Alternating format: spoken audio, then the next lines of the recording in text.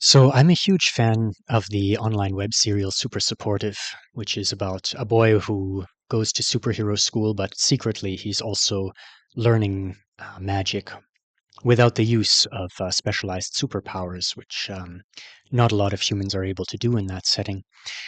And I think that this story has really good kind of practical lessons for someone who wants to do magic or the occult, however you want to think of it, that I wanted to talk about in this video. Um, Now, one of the key moral themes of the story is about the value of humility and why it's necessary to be humble in order to be brave. Which, incidentally, I think if Harry Potter was the magic manual for the millennial generation, I think a lot of the reason why millennials have not lived up to the expectations that we grew up with is because of the overinflated egos that come with magic practice and the the dangers that come with overinflated ego and frankly the lack of good strategies that we had to deal with this danger. There's at least one writer that I currently encountered.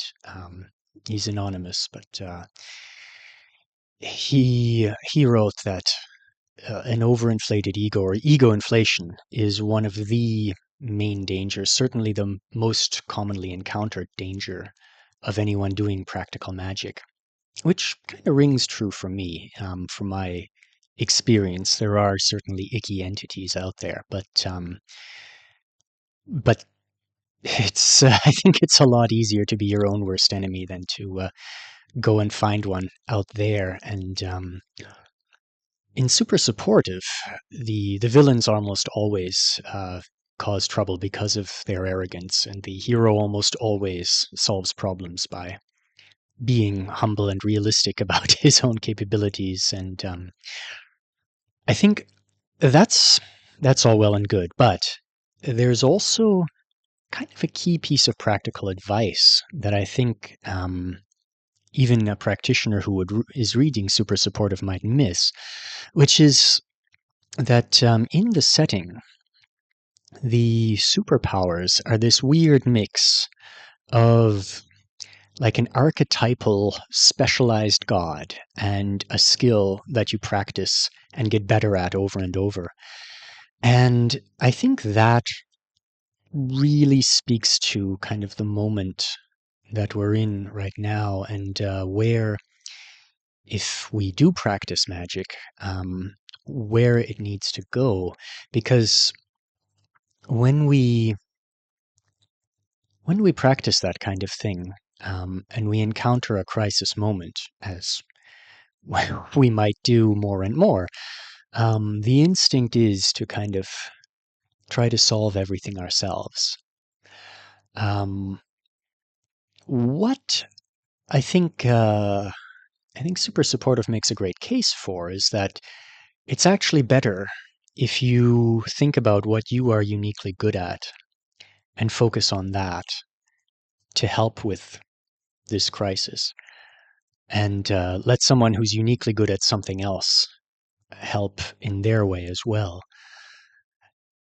So to give a concrete example, the main character of Super Supportive, his power is the bearer of all burdens, and he spends, whenever there's a crisis and something goes wrong, generally he's carrying an injured person and keeping that person safe until help can get to them. And he's usually in over his head, but he kind of knows what he's capable of because he has this specialization.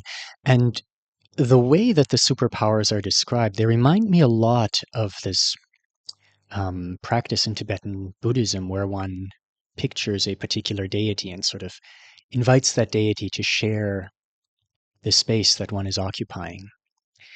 And it occurs to me that the way that the um, the superpowers are this sort of one spell that you just get very good at casting um, over and over, combined with a sort of meditation on the archetype of someone being very good at casting that spell. So there's um, a couple of superpowers that we know sort of the official names for, and they're things like the bearer of all burdens, the maker of narrow ways, the reader of records. It's always a verb and a noun. And I think when we as magical practitioners encounter a crisis, it can be very helpful to ask ourselves, what am I, what's my version of that, rather than trying to solve everything, because when you get sort of close to the big self versus the small self, um, it's easy to feel as though we're capable of taking on anything. But where I think we can actually put our own ego into the proper perspective in that, it can really help to say, like, no, I am the eater of poison. I'm just going to absorb this negative emotion that I'm encountering. And when I don't think I can digest anymore, I'm going to stop doing that and I'm going to rest until I feel up to doing more. And I think that is just a fascinating and beautiful description. And I'm not doing it justice here. I'm just kind of describing where I think it's actually practical advice, what is described in a very heroic way in this fictional story. It's a very beautiful description of how you can keep that overinflated ego from confusing the small self and the big self, which happens so easily when we're doing magic and leads to so many of us overextending and then deciding that this isn't for us. Um, to just have one kind of special thing that we keep getting better at with repetition. I think it's just beautiful, and I really hope that more people um, more people take on that lesson. It's certainly something that I've been spending more time with since encountering Super Supportive, and was kind of doing intuitively before as well. So I really hope that that's a piece of praxis that gets taken away from people who are reading it. Thanks for listening.